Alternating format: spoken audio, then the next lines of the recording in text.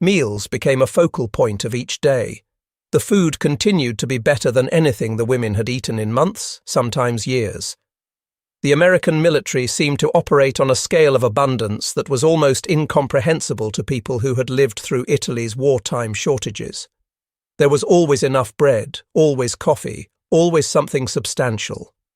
One afternoon, a guard brought down a crate of oranges, a luxury most of the women had not seen since before the war.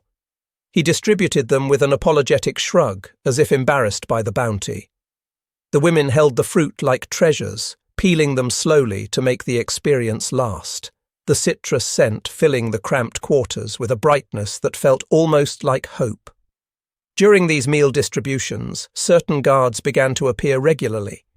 The women started to recognize individual faces, to notice patterns in who brought food when, who smiled more readily, who attempted a few words in Italian.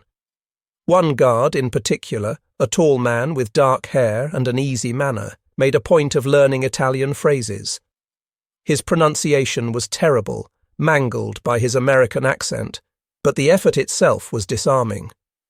When he butchered the word for good morning, several women laughed out loud, and instead of taking offense, he laughed too, shaking his head at his own ineptitude. These small moments of shared humour began to chip away at the walls of fear and suspicion. Not every woman welcomed these interactions. Some remained deeply mistrustful, arguing that any friendliness from the Americans must be strategic, a way to gather intelligence or lower their guard before some betrayal. An older woman who had worked as a military nurse for nearly a decade warned the younger prisoners repeatedly. "They are the enemy," she reminded them. "This is still war, regardless of how polite they seem." Her warnings carried weight, but they competed against the daily evidence of kindness and the simple human need for connection that imprisonment intensified. When the ship finally reached the American coast, the women were brought up on deck to catch their first glimpse of the new world. The sight that greeted them was overwhelming in its foreignness. The harbour bustled with activity on a scale that dwarfed anything they had seen in Italy. Ships of every size crowded the water, cranes lifted cargo in massive nets, trucks lined the docks in endless rows. Everything seemed bigger, newer, more abundant. The buildings rising beyond the waterfront looked impossibly tall and clean. This was the country they had been fighting? This place that seemed untouched by the destruction ravaging Europe? Several women openly wept at the sight, overcome by the contrast between this thriving, wealthy nation and the rubble-strewn villages they had left behind. The transfer to land brought new anxieties. Buses waited at the dock, their engines idling, ready to transport the prisoners to wherever they were being sent. The women were herded into groups and directed toward the vehicles with the same quiet efficiency that had marked their entire experience with the Americans so far. As they climbed aboard the buses, many craned their necks to see as much as possible of this strange country. The streets were paved and smooth, not cratered by bombs. Cars drove past in steady streams, civilian vehicles that people drove for pleasure, not just military necessity. Children played on sidewalks, their clothes clean and whole. It was like looking at another planet. The bus journey took several hours, winding through countryside that seemed almost aggressively peaceful. Rolling hills covered in grass, farms with neat fences and fat cattle, small towns with white churches and tidy houses. Everything was so intact, so normal, so utterly removed from the war that the women began to feel increasingly disconnected from reality. How could a war be happening when this place looked like a postcard? The cognitive dissonance was profound.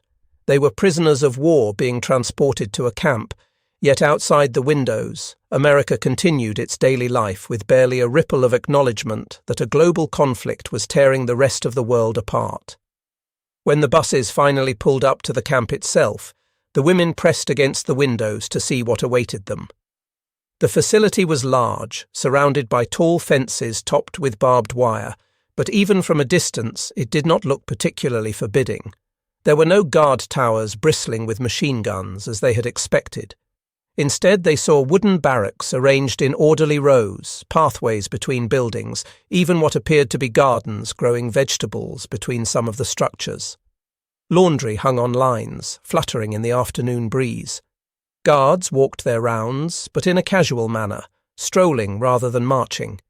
It looked more like a small military town than a prison. The bus doors hissed open and the women filed out into the sunlight. American soldiers stood waiting in formation, their uniforms crisp despite the heat. Rifles were present but slung over shoulders, not held at the ready. An officer stepped forward and addressed the new arrivals in carefully enunciated English, his words then translated by an Italian-speaking liaison. They would be processed, assigned quarters, given necessary supplies. There would be rules, of course, but also regular meals, access to medical care, opportunities for limited recreation. The officer's tone was businesslike but not unkind. He concluded with a perfunctory welcome and a reminder that cooperation would make everyone's experience more tolerable.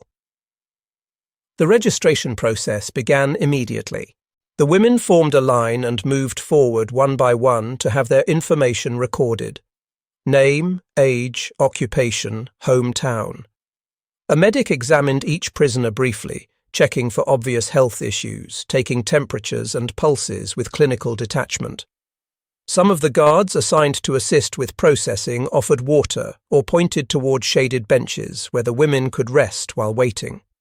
The whole operation had an air of administrative routine that was almost comforting in its mundanity.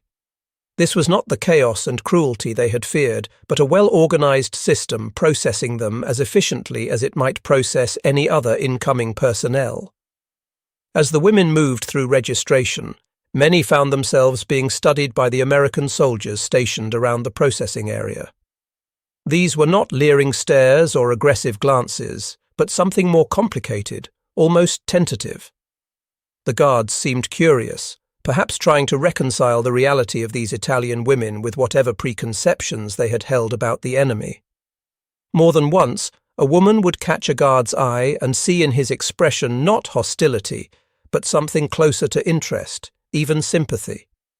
These moments were brief, quickly broken when either party remembered the situation they were in, but they registered nonetheless. The women whispered about it to each other when they thought the guards could not hear. "Did you see how he looked at you? They are staring at us, not like prisoners, like something else. But what that something else might be, no one could quite articulate." After processing, the women were escorted to their assigned barracks. The buildings were simple but solid, wooden structures with rows of windows and sturdy doors.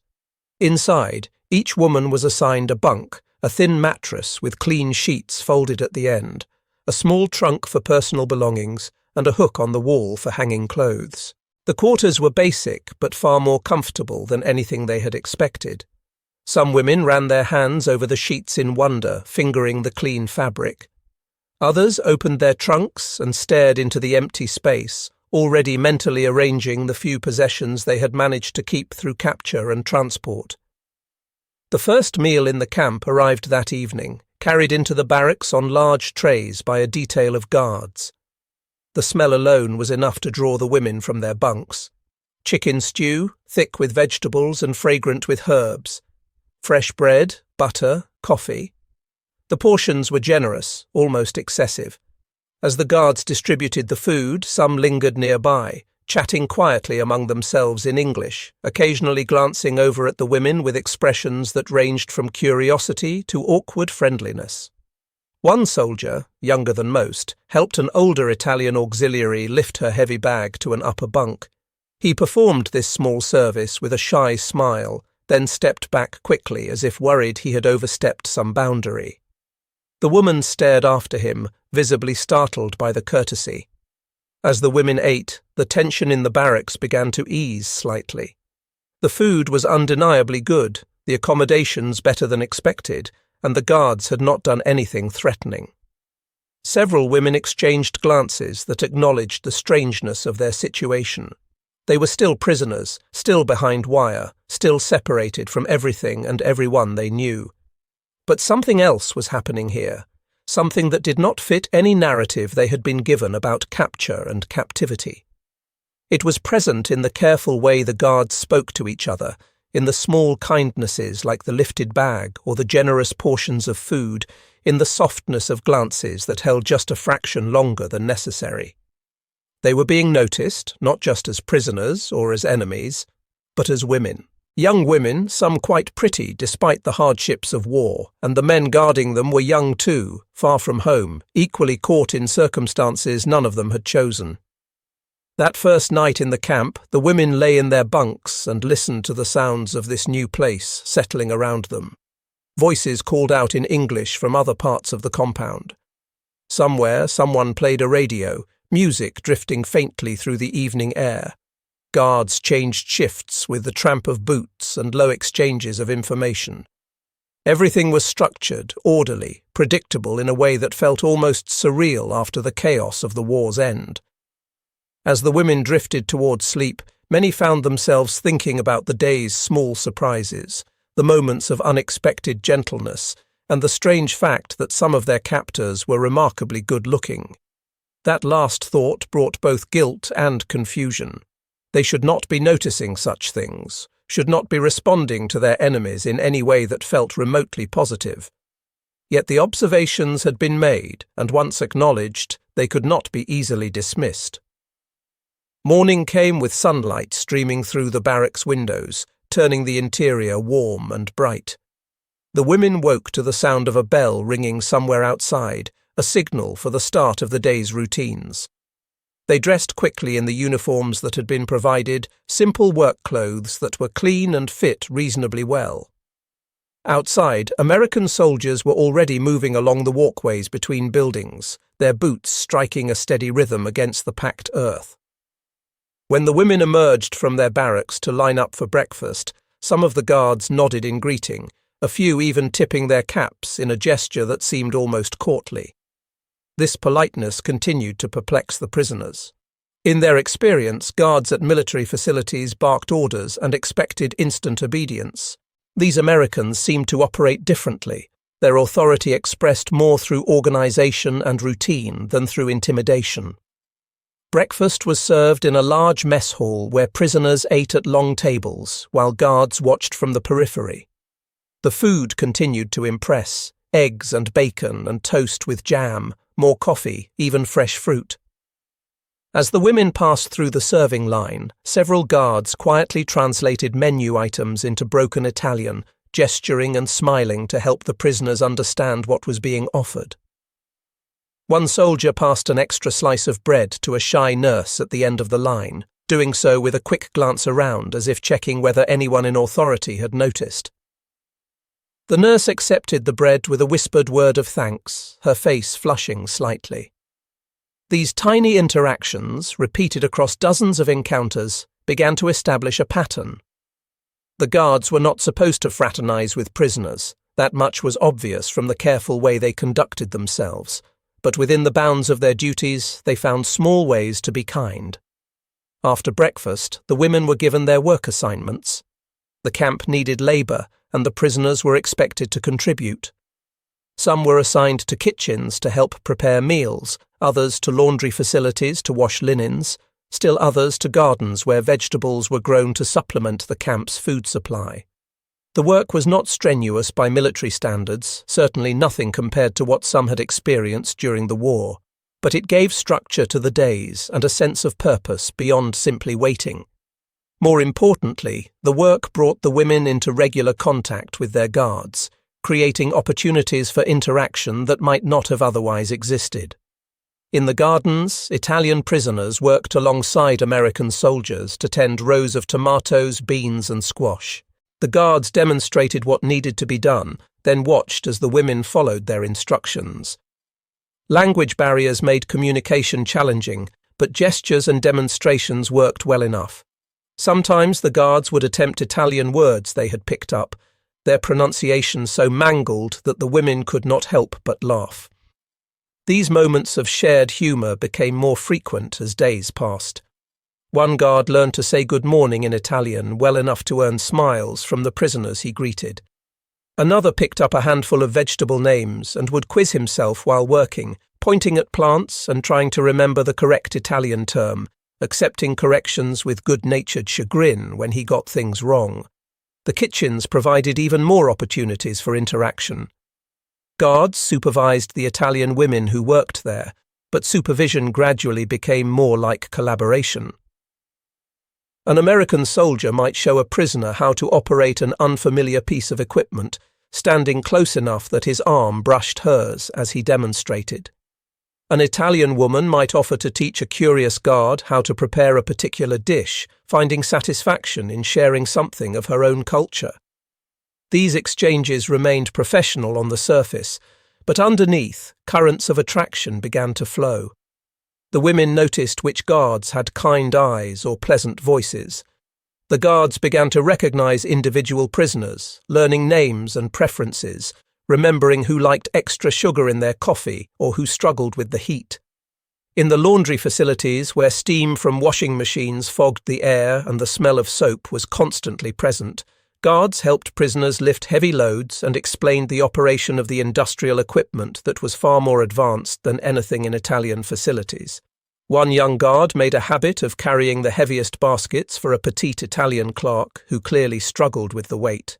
He performed this service wordlessly, as if it were simply part of his duties, but the clerk began to watch for him at the start of each shift, and when he appeared, her face would brighten in a way that had nothing to do with gratitude for physical assistance. These patterns repeated across the camp in various forms.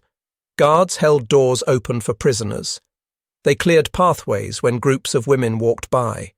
They offered cigarettes or matches or small pieces of candy. One soldier who had taken up whittling in his spare time began leaving small carved animals near where prisoners often sat during breaks, tiny wooden gifts that appeared without attribution, but were clearly meant for them. The women would find a carved bird or a small horse sitting on a windowsill or tucked into a fence post, and they would look around to see who might have left it, but the guards nearby would studiously avoid eye contact, maintaining the pretense that they knew nothing about these mysterious offerings. Evenings brought a different quality to the camp. After dinner, as the heat of the day finally began to fade, prisoners were allowed some free time before curfew. Many women gathered in the yard outside their barracks, sitting on benches or standing in small groups, talking and watching the sunset. This was when the guards seemed most human, when their duties were lighter and their demeanour more relaxed. Some would lean against fence posts and smoke, their rifles set aside, their postures loose and easy. Conversations would strike up across the wire, hesitant at first, but growing more comfortable with repetition. A young guard with sandy hair and freckles became known for attempting Italian phrases he had clearly been practicing. His efforts were endearing in their sincerity, even when his grammar was completely mangled. The women he spoke to would correct him gently, and he would repeat the corrected phrase with determination, trying to get it right. Another guard had a talent for drawing and began sketching quick caricatures of the prisoners, exaggerating their features in ways that were humorous but never mean. He would show these drawings through the fence, and the women would crowd around to see, laughing and pointing and arguing about whether the likenesses were accurate. One evening, a guard produced a harmonica from his pocket and began to play. The tune was something slow and melancholic, a folk song perhaps from his own region of America. The music drifted across the yard, and gradually conversation ceased as everyone stopped to listen. Some of the Italian women closed their eyes, transported for a moment beyond the fences and the war to some place where music simply existed for its own sake. When the song ended, there was a long moment of silence before one of the women began to hum an Italian melody in response. Others joined her, their voices blending in harmony, and for several minutes the camp was filled with music from both sides of the wire. The guards stood very still, listening, and when the song ended, no one spoke. Everyone seemed to recognize that something meaningful had just occurred, though exactly what it was might have been difficult to put into words. These evening gatherings became a ritual, expected and anticipated by both prisoners and guards. The fence line turned into a kind of neutral ground where small exchanges could happen beyond the scrutiny of officers who might disapprove. Notes began to pass through the wire, folded papers with simple messages or drawings. An American soldier would tuck a note into the fence, and later an Italian woman would retrieve it and read it in private, sometimes showing it to trusted friends, sometimes keeping it entirely to herself. The content of these notes was usually innocent, just a few words of greeting or a compliment or a simple question, but the act itself felt charged with significance. It was communication across enemy lines, human connection in a space designed to keep them separate. Not every woman participated in these exchanges. Some maintained their suspicion of American motives, insisting that all this friendliness must be a manipulation of some kind. Others simply had no interest in connecting with their captors, regardless of how kind those captors might be. A few women who had lost family members to American bombs felt the friendliness as an insult to the memory of their dead. These women kept to themselves, avoiding the fence line gatherings and remaining silent during the day's work assignments. Their resentment was understandable, even respected by the other prisoners, but it did not stop the majority from gradually warming to their situation and to the men who guarded them. The guards, too, showed variation in their willingness to engage with the prisoners. Some maintained strict professional distance, following regulations to the letter and never speaking to the Italian women beyond what duty required. Others seemed genuinely conflicted, their training and sense of military discipline warring against natural human sympathy and, in some cases, attraction. A handful threw themselves into these small connections with an eagerness that suggested deep loneliness. These were young men who had been pulled from their homes and dropped into a war on another continent, and now they found themselves guarding women who, stripped of context and uniform, were not so different from girls they had known back home. The temptation to see them as people rather than as enemies was powerful, and many guards surrendered to it despite whatever regulations existed against fraternization. As weeks passed, the camp developed its own internal culture, unwritten rules and understandings that governed the interaction between prisoners and guards. Certain guards became known as friendly and were sought out by prisoners who needed help or had questions. Certain women became de facto leaders among the prisoners, managing conflicts and serving as liaisons when communication with the Americans was necessary. A pecking order emerged among the guards too, with some soldiers clearly more respected or more liked than others. These social dynamics created a complex web of relationships that had nothing to do with the official structure of the camp. One Italian nurse, a woman in her mid-20s who spoke some English learned in school, became an unofficial translator.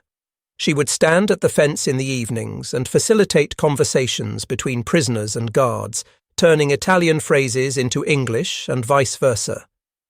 This role gave her a unique position, trusted by both sides, and she used it carefully, smoothing over misunderstandings and helping both groups see each other more clearly. Through her, love notes were conveyed with appropriate discretion. Through her, small gifts were explained and accepted. Through her, the barrier of language became less insurmountable, and the human beings on either side of the wire could begin to know each other, however carefully and within whatever constraints existed. The weather grew warmer as summer approached fully.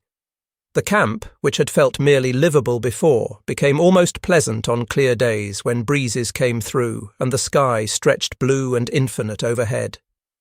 Flowers bloomed in the gardens the prisoners tended, adding splashes of colour to the utilitarian landscape. Guards began to appear in lighter uniforms, sleeves sometimes rolled up, revealing tanned forearms. The women noticed these details, storing them away in private thoughts. Similarly, the guards noticed when prisoners started to look healthier, when good food and relative security brought colour back to cheeks that had been pale with stress and hunger. They noticed when women laughed more readily, when postures relaxed, when eyes held theirs for longer moments before glancing away. The gifts from guards to prisoners became more elaborate. Instead of just scraps of paper or small carved figures, guards began bringing real presents, items they must have purchased or traded for specifically to give to the Italian women. A guard might produce a bar of chocolate, a luxury even for Americans, but an almost mythical treat for prisoners. He would pass it through the wire with studied casualness, as if it were nothing special, but the recipient would know better. Chocolate was precious, and giving it away was a gesture that carried weight. Other guards brought magazines, providing glimpses of American culture that fascinated the Italian women. They would pore over the pictures, puzzling over advertisements for products they had never seen, marveling at photographs of American cities and landscapes. One guard who had received a care package from home shared the entire contents with a group of Italian prisoners. Cookies his mother had baked, wrapped carefully for the journey overseas.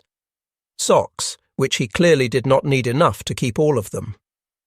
A small American flag, which he explained with gestures and broken Italian was meant to remind him of home, but which he decided the women might like to see. They examined the flag with great interest, this symbol of the nation that had defeated theirs, and found it less intimidating than they had expected. It was just cloth and dye, stars and stripes, given meaning only by the people who chose to imbue it with significance. The prisoners began reciprocating these gifts in whatever ways they could manage. They had little of material value, but they possessed skills and time. An Italian woman who had worked as a seamstress before the war offered to mend a guard's torn shirt, her stitches so neat and precise that the repair was almost invisible. Another woman who had studied art drew portraits of guards from memory and left them tucked into the fence where those guards would find them. The drawings were remarkably good, capturing not just physical features but something of personality and character. Guards who received these portraits kept them carefully, folded into pockets or tucked into the edges of photographs from home. Handkerchiefs became a particularly popular gift from the Italian women to their guards. Several prisoners began embroidering small squares of cloth with decorative patterns, spending their free time creating these tiny works of art.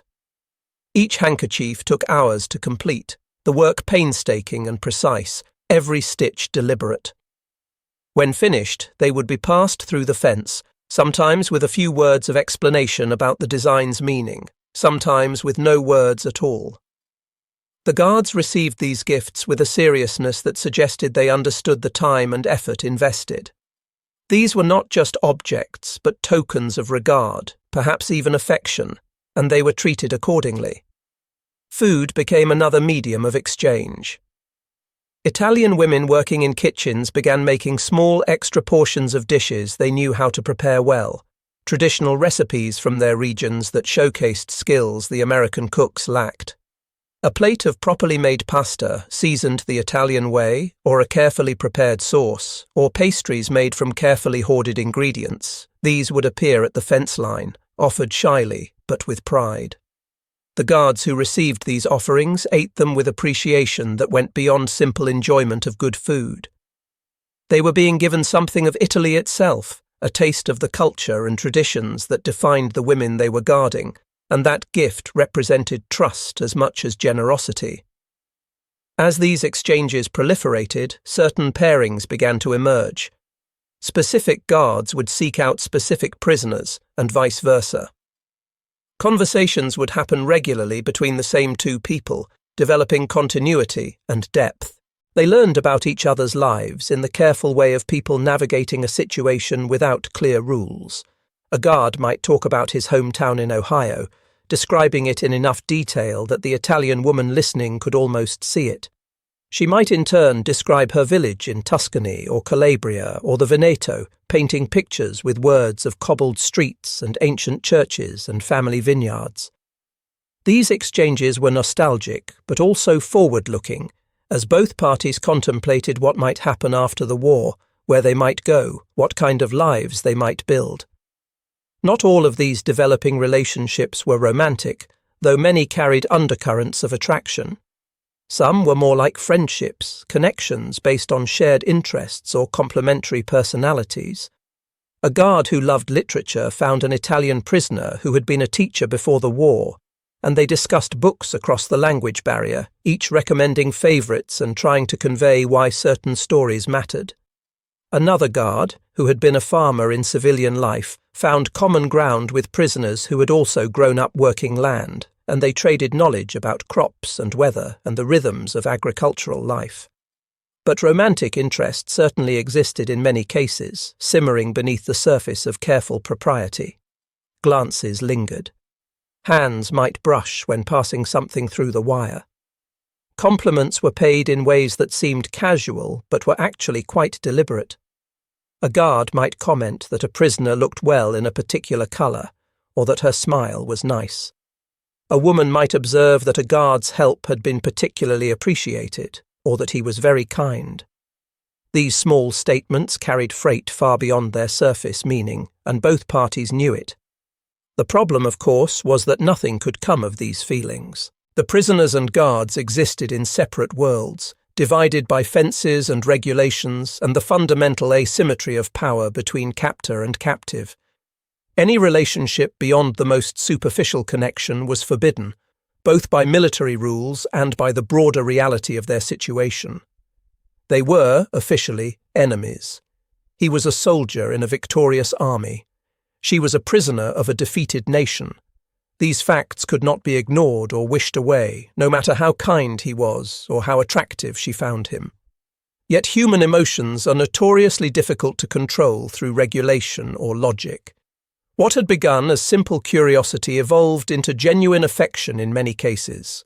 Guards found themselves thinking about particular prisoners when off duty, wondering what they were doing, whether they were comfortable, whether they might be thinking of him in return. Prisoners lay awake in their bunks at night, replaying conversations with specific guards, analysing every word and gesture for hidden meaning, fantasising about impossible futures where circumstances were different. This was dangerous territory, emotionally risky for everyone involved, but it was also deeply human and therefore almost inevitable given the circumstances. The camp authorities were not blind to what was developing. Senior officers noticed the extended conversations at the fence line, the exchanges of gifts, the way certain guards seemed to linger near certain prisoners. Warnings were issued, first casually, and then with increasing sternness. No fraternization, the guards were reminded. Maintain professional distance. Remember that these are enemy nationals, prisoners of war, not friends or potential romantic partners. The guards listened to these admonitions and nodded their understanding, then went right back to behaving as they had before, perhaps with slightly more discretion, but not with notably less engagement. For their part, the Italian prisoners received their own warnings from the women who served as informal leaders within their group. "Be careful," they cautioned. "Do not forget where you are. These men may seem kind, but they are still the enemy. Do not let your guard down. Do not do anything that might bring shame to yourself or to Italy. And certainly do not imagine that anything real could develop from these interactions. When the war ends and we are released, these men will disappear back into their own lives, and we will return to ours, and all of this will have been a strange interlude, nothing more." These warnings were sensible and well meant, but they competed against powerful forces. Loneliness is corrosive, wearing away resistance over time.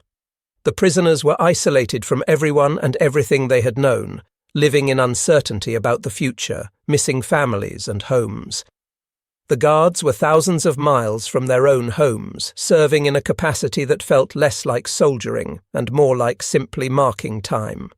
Into this mutual loneliness dropped the possibility of connection, and that possibility was immensely attractive regardless of circumstances. So the small rebellions continued. Notes were still passed. Gifts were still exchanged. Conversations still happened in the evenings when supervision was lighter. One guard began teaching basic English to a group of prisoners who wanted to learn, conducting informal lessons during slow periods when his duties allowed. He would go through vocabulary and simple phrases, patiently correcting pronunciation, clearly enjoying the role of teacher. The women studied diligently, not just because English might be useful, but because the lessons provided legitimate reason to spend time with him. Another guard developed the habit of bringing his sketchbook to the fence and drawing while prisoners worked in the nearby garden. He drew quickly, capturing scenes of daily life in the camp, and sometimes he would show his work to the women, who praised his skill lavishly. He began accepting commissions, asking what they would like him to draw, then presenting them with finished sketches as gifts. These drawings became treasured possessions, carefully preserved in the trunks by the women's bunks. Music remained a particularly powerful bridge between the two groups. The guard with the harmonica continued to play regularly, and his repertoire expanded as prisoners requested particular types of songs. Sometimes he would attempt Italian melodies he had heard the women singing, his versions mangled but charming in their earnestness. Other guards brought instruments too, a guitar, a battered mandolin someone had found in town. Impromptu concerts would develop in the evenings, American folk songs and Italian ballads mixing together in ways that created something entirely new, a hybrid musical culture that existed only in that place and time.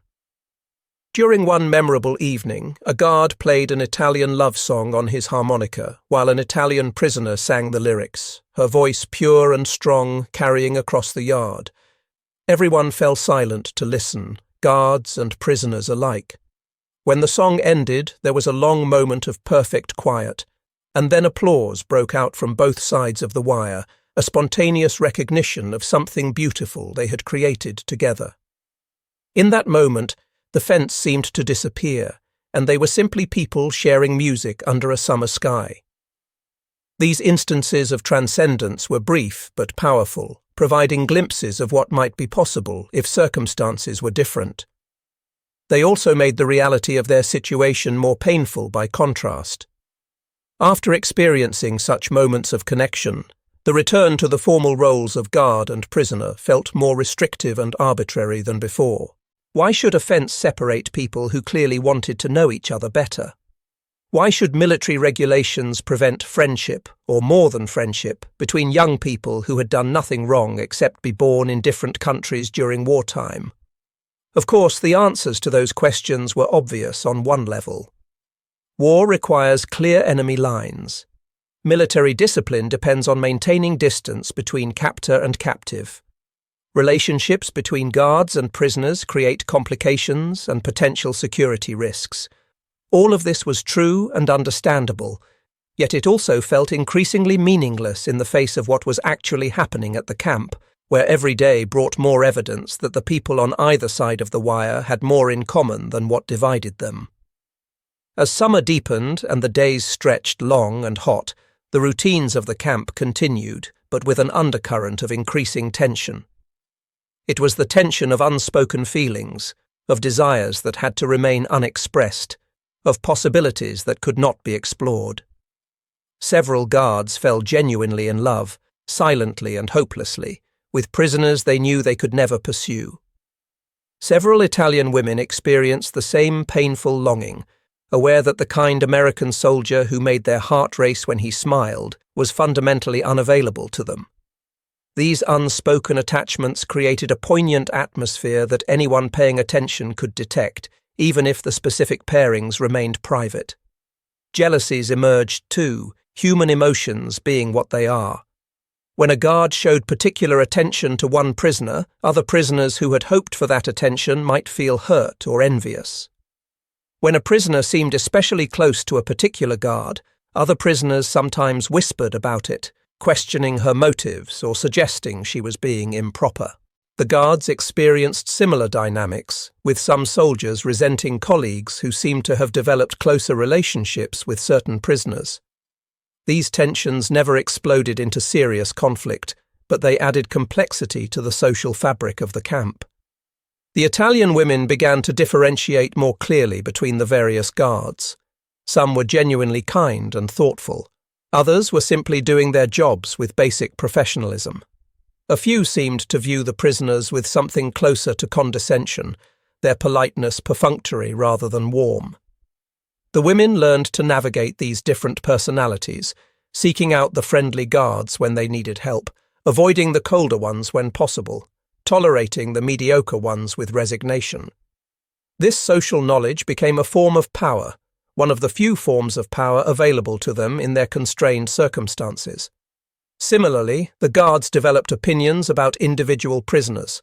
Some Italian women were friendly and open, making interaction easy and pleasant.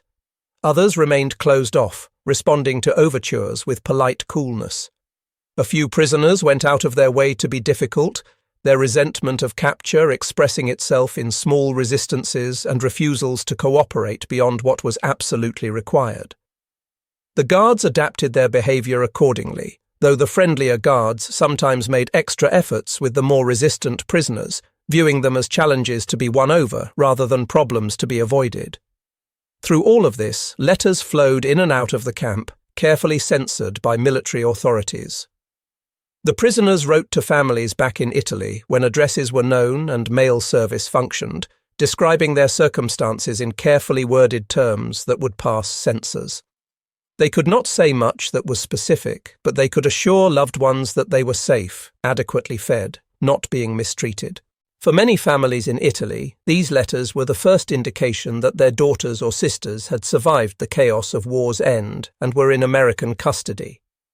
The relief these letters brought was immense, though it was often mixed with worry about what captivity might mean for these women. The guards also wrote letters home, to parents and siblings and sweethearts in America. In these letters, some guards mentioned the Italian prisoners they guarded, though usually in generic terms. A few guards wrote more specifically about particular prisoners, describing them in ways that revealed their interest even if they tried to keep things neutral. These letters home sometimes prompted responses of caution or concern. Parents warned sons not to get emotionally involved with enemy prisoners. Girlfriends back home expressed unease about their boyfriends spending time around foreign women. These voices from home reminded the guards of the world beyond the camp, the normal lives they would eventually return to, and the expectations that awaited them there. Autumn began to announce itself in small ways. The light changed, becoming softer and more golden. Mornings carried a hint of coolness that had been absent during the height of summer. The gardens began producing their final crops, squash and pumpkins and late tomatoes that would need to be harvested and preserved before frost arrived. The change of seasons brought a shift in mood around the camp. Summer had felt suspended, timeless, a period when the war seemed distant and the future uncertain enough that no one had to think about it too hard. But autumn carried an undercurrent of transition, a reminder that nothing lasts forever, that eventually decisions would have to be made about what to do with these prisoners. Rumours about repatriation began to circulate, though no official announcements had been made. Would the Italian prisoners be sent back to Italy soon? Would some be kept longer? Might some be allowed to stay in America if they wished? No one knew the answers, and the uncertainty created anxiety. For the guards who had developed feelings for particular prisoners, the possibility of repatriation brought genuine distress. They had allowed themselves to grow attached despite knowing better, and now faced the prospect of loss. For the prisoners, the emotions were more mixed. Most desperately wanted to return home, to reunite with families and begin rebuilding their lives. But some had begun to wonder whether Italy really had anything to offer them now, whether starting over in America might actually be preferable, especially if it meant staying near someone they had come to care about. The fence line conversations took on a more urgent quality as autumn progressed. There was a sense that time might be running out, that these opportunities for connection might not last much longer. Guards who had been circumspect before became bolder, expressing interest more directly. Prisoners who had maintained careful distance began to soften, allowing themselves to show their own feelings more openly.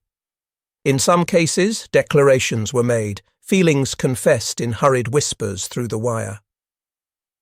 "I care about you," a guard might say, the words simple but weighted with all he could not express more elaborately.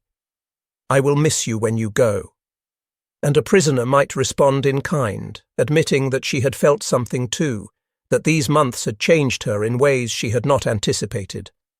Not every such confession was mutual. Sometimes a guard would reveal his feelings only to have them gently but firmly rejected. Sometimes a prisoner would indicate her interest only to find that the guard, though kind, did not reciprocate romantically. These rejections were handled with as much grace as possible, both parties trying to preserve the friendship that existed even if it could not become something more. The rejected party would feel the sting, but would generally accept it, recognizing that their situation made everything more complicated than it needed to be. But in cases where feelings were mutual, the autumn months became almost unbearably poignant. These were people who had found each other in the most unlikely circumstances, who had connected across every barrier that existed to separate them, and who now faced the probability of being torn apart by forces entirely beyond their control. They could not be together, not really, not in any way that mattered. Yet the feelings were real, and pretending otherwise became impossible. One guard and one prisoner developed a ritual of meeting at the fence every evening just before curfew. They would talk for as long as they dared, their conversations ranging across every topic they could think of, sharing their histories and hopes and fears. When the curfew bell rang, they would linger just a moment longer, neither wanting to be the first to leave, before finally parting with reluctant waves. This went on night after night, witnessed by others but not interfered with because it was too obviously genuine and too carefully bounded to seem threatening. Another pair found ways to exchange longer letters, actual correspondence that went well beyond the quick notes that had been passed earlier in the summer. They wrote about their lives before the war, about dreams for the future, about what they thought about during the long hours when they could not be together. These letters were technically contraband, violations of the non-fraternization rules, but they were so carefully hidden and so discreetly exchanged that no one in authority discovered them. Each letter was treasured, read and reread until the paper began to wear thin, every word memorized. The camp authorities were aware in general terms that attachments had formed, but they chose not to crack down too harshly, perhaps recognizing that doing so would create more problems than it solved. As long as relationships remained chaste, as long as no one did anything genuinely inappropriate, a certain amount of connection between guards and prisoners could be tolerated as inevitable given the circumstances. This unofficial policy of benign neglect allowed the small romances and friendships to continue, though everyone understood that the toleration had limits that should not be tested. Winter approached with steady inevitability. The first frost killed the last of the garden plants, leaving brown stalks and wilted leaves. The camp took on a starker appearance, all the softness of summer gone, replaced by hard ground and bare trees and grey skies. Provisions were made for the colder weather, with additional blankets distributed to the prisoners and heating systems checked in all the barracks. The guards appeared in heavier coats, their breath visible in the morning cold. The fence-line gatherings continued but became shorter, no one wanting to stand outside longer than necessary in the biting wind. The holiday season brought a strange mixture of emotions. For Americans, Thanksgiving was a major celebration, and the camp kitchens prepared a massive feast that included the prisoners. Turkey and all the traditional accompaniments were served, portions generous enough that many prisoners could not finish everything on their plates. The guards explained the significance of the holiday, this American tradition of gratitude and plenty, and though the Italian women had no personal connection to Thanksgiving, they appreciated the gesture of inclusion. Some guards went out of their way to make sure their favourite prisoners got especially good portions or had access to seconds, small attentions that did not go unnoticed. Christmas was more emotionally complicated because it was a holiday the Italians knew well, a deeply significant occasion in Catholic Italy, and being away from home during Christmas made the separation from family almost physically painful. The camp tried to accommodate, allowing prisoners to hold a religious service and even bringing in a priest who spoke Italian to conduct mass. The guards decorated the compound with whatever festive touches they could manage, stringing lights and hanging wreaths, trying to create something that might feel celebratory. On Christmas Eve, one of the guards organised a carolling session, teaching the prisoners English Christmas carols while learning Italian ones in return. The two groups sang together in the cold night air, their voices blending as they had during that memorable evening in the summer, and for a little while, the war and the fence and all the complications disappeared into something simpler and more human. One guard managed to obtain small gifts for several prisoners, nothing elaborate but chosen with thought. A bar of good soap, a warm scarf, a book in Italian.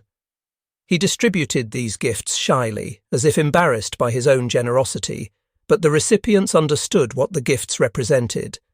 These were not just objects, but expressions of care, evidence that he had been thinking of them, that he had wanted to make their Christmas a little brighter. Several prisoners had prepared gifts too, handmade items created over weeks of careful work. Embroidered handkerchiefs, small drawings, even a knitted cap made from yarn painstakingly unravelled from an old sweater and reknitted into something new. These humble offerings were received with genuine pleasure, the guards clearly moved by the effort and thought involved. But Christmas also brought sadness, a sharp awareness of absence and loss. Many women wept quietly in their bunks on Christmas night, thinking of families they might never see again, of homes that might no longer exist, of a future that seemed impossibly uncertain. The guards who had become close to particular prisoners hated seeing them sad and felt helpless to provide meaningful comfort. What could they say? Everything will be fine? They had no way of knowing if that was true. Don't worry. Worry was entirely reasonable given the circumstances. So, mostly they just tried to be present, to offer whatever small comforts were available, to remind the prisoners through gesture and expression that they were not entirely alone, even in their loneliness. As winter deepened and the new year arrived, the rumours about repatriation intensified. Official delegations arrived at the camp, men in suits who interviewed prisoners and examined records. The Italian women were told to prepare statements about their situations, their families, their plans. The implication was clear enough. Decisions were being made about their fates, about who would go where and when. This created enormous anxiety among the prisoners, the uncertainty almost worse than simply knowing what would happen even if the news was bad. The guards who had developed attachments to prisoners found this period agonizing. They knew they had no say in what happened, no influence over the processes that would determine whether the women they cared about stayed or left. Some guards began trying to find out information through unofficial channels, asking officers questions, listening to rumours, trying to piece together what might happen. A few guards even began exploring whether there might be ways for prisoners to remain in America, immigration possibilities or work visas or other legal mechanisms that might allow a prisoner to stay if she wanted to. These investigations were conducted quietly, often without telling the prisoners involved, because raising hopes that might be dashed seemed cruel. For their part, some of the Italian women began seriously considering whether returning to Italy was what they really wanted. Italy was home, certainly, but it was also a devastated country facing years of difficult reconstruction. What would they return to? Destroyed cities, poverty, an uncertain political situation, families that might not have survived the war. America, on the other hand, represented opportunity and stability. It was a rich country that had not been bombed into rubble. It offered possibilities for starting fresh. And for some women, it held another attraction, the presence of a man they had come to care deeply about. These considerations led to difficult conversations between prisoners. Those who wanted to return home sometimes felt judged by those considering staying, as if wanting to remain in America represented a betrayal of Italy. Those thinking about staying sometimes felt defensive, as if they had to justify their desires. In truth, both positions were understandable. The war had disrupted everything, and the way forward was not clear for anyone. Some women would desperately want to reconnect with whatever family remained. Others would want to escape the memories and associations of a place that had brought them so much pain. Both reactions were valid, but they created tensions within the prisoner community as women aligned themselves into unofficial camps based on their preferences. The guards experienced similar divides. Some were eager for the prisoners to be repatriated so that the camp could return to normal operations and they could stop dealing with the emotional complications that had developed. Others wanted desperately for particular prisoners to stay, hoping against realistic hope that circumstances might allow it. These conflicting desires sometimes led to arguments among the guards, disputes about what was best or proper or fair. In a few cases, friendships among guards were damaged by disagreements about their relationships with prisoners. Through February and into March, the winter gradually loosened its grip. Snow melted, revealing brown earth and dead grass. The days began to lengthen, a process that happened slowly enough to seem almost imperceptible day to day, but which accumulated into noticeable change over weeks. With the coming of early spring, a sense of impending change hung over the camp. Something was going to happen. The status quo could not continue indefinitely. Decisions would be made. The women would either go or stay. The relationships that had developed would either end or somehow continue. No one knew which outcome to expect, and the uncertainty created a tension that affected everyone. Then, in late March, the announcements began. Lists were posted, names were called. The repatriation was actually happening. Ships had been arranged, transportation scheduled. Within weeks, large numbers of Italian prisoners would be returning home. The news created an immediate mixture of elation and grief. Those whose names appeared on the early lists rejoiced, eager to finally return to Italy after so long away. But they also felt sadness at leaving behind the strange life they had built in the camp, the friendships they had made, and in some cases the relationships that had come to mean more than they had ever expected. For the guards whose particular prisoners were on the repatriation lists, the news hit hard. They had known this moment would come eventually, but knowing it intellectually and experiencing it emotionally were two entirely different things. Some guards struggled to maintain their composure, fighting against displays of emotion that would have been inappropriate for soldiers on duty. Others stopped even trying to hide how they felt, their faces showing plainly the distress they experienced at the thought of losing someone they had come to love, however impossible that love might have been. The final weeks before the first group's departure were bittersweet. Daily routines continued because they had to, but everything felt different, saturated with awareness of ending. Conversations at the fence line took on an elegiac quality, both parties trying to fit in everything they had not yet said, as if words could somehow preserve what would soon be lost. Gifts were exchanged with new urgency, tokens to remember each other by. One guard gave a prisoner his address in America, written carefully on a small card, and asked her to write to him if she ever could. She promised she would, though both of them understood how unlikely it was that such letters would actually materialize given the chaos of post-war Italy. Another guard spent his last evening before a prisoner's departure teaching her English phrases she might need when she returned to Italy, practical things like "I need help" and "Where is the hospital?" The lesson was obviously just an excuse to spend time together, both of them knowing the real subject was not English vocabulary, but the fact that they might never see each other again. When curfew finally forced them to part, they lingered at the fence, neither willing to say goodbye, until another guard gently reminded them that rules were rules and she needed to return to the barracks. They separated with a final wave, and she looked back multiple times as she walked away, her face visible in the lights from the compound, and he stood watching until she disappeared inside. The day of departure arrived too quickly despite feeling like it would never come. The women whose names had been called gathered their belongings, surprisingly little to show for months of captivity, and assembled in the yard. Buses waited to take them to the port. American soldiers stood in formation, officially present to maintain order, but also there to say goodbye.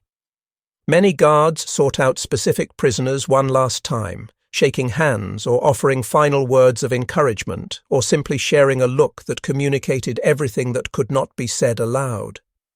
The scene was emotional in ways that violated every principle of military discipline. Guards openly hugged prisoners, something that weeks earlier would have resulted in immediate punishment. Prisoners cried, and guards cried with them.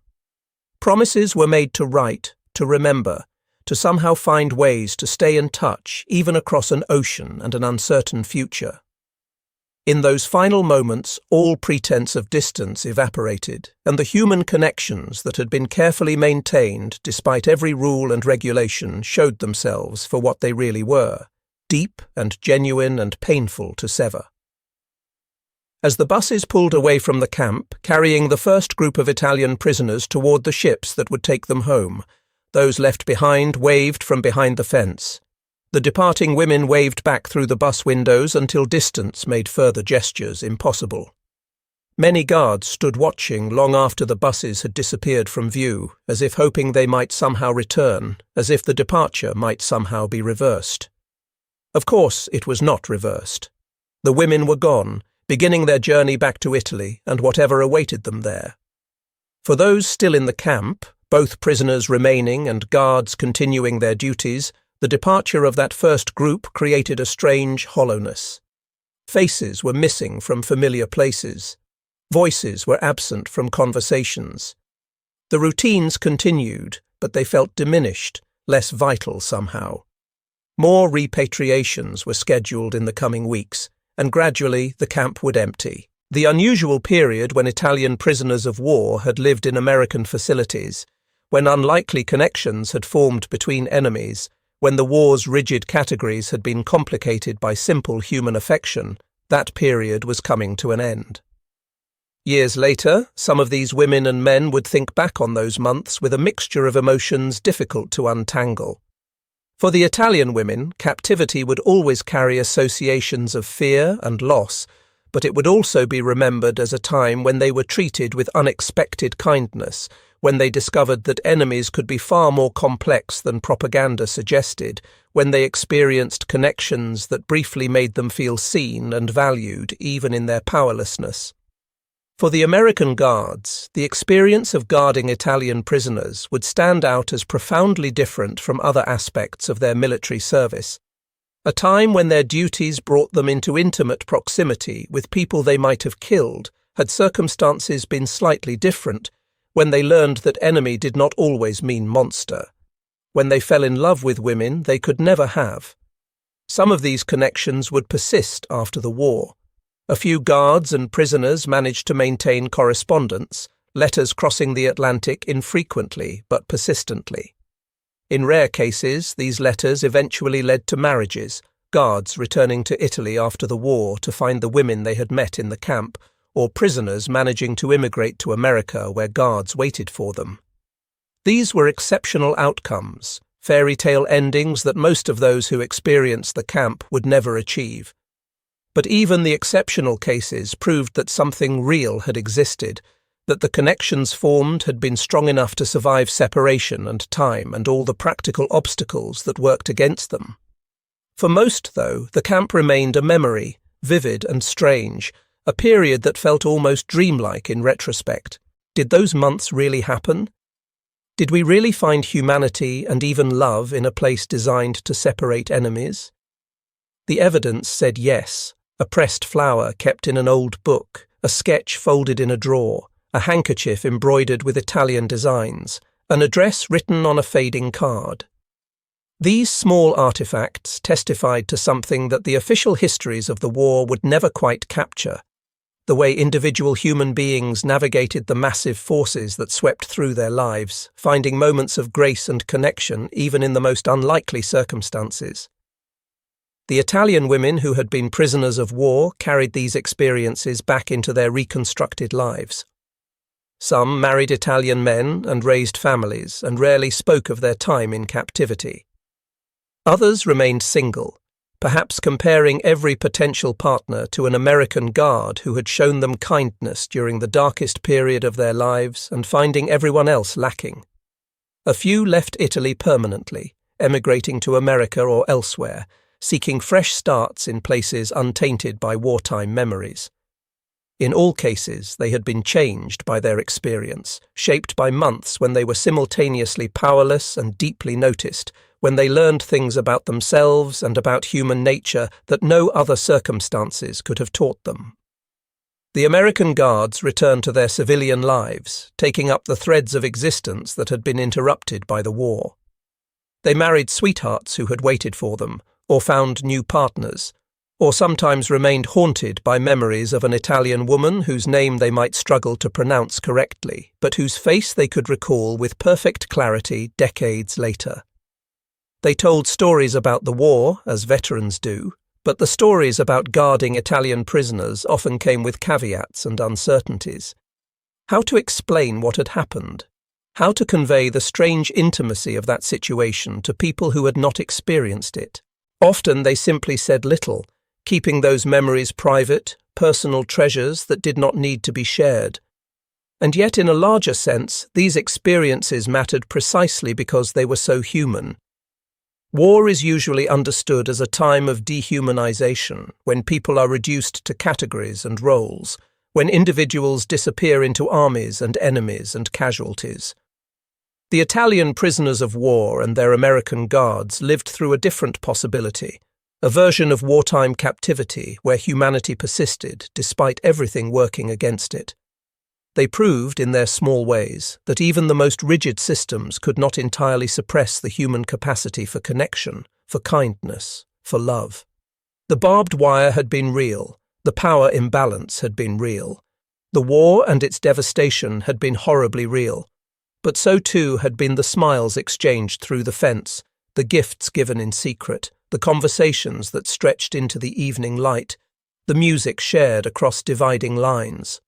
So too had been the recognition that moved between captor and captive, the acknowledgement that beneath uniforms and national identities they were fundamentally alike, young people trying to survive extraordinary times, hoping for better futures, capable of seeing each other not as abstractions, but as individuals worthy of care. In the end, this is what those who lived through it remembered most clearly, not the details of camp routines or the specifics of regulations, but the feeling of being recognized as fully human at a moment when such recognition seemed impossible. That feeling stayed with them through all the years that followed, a quiet proof that even in war, even behind fences, the heart could find ways to cross every barrier humans construct.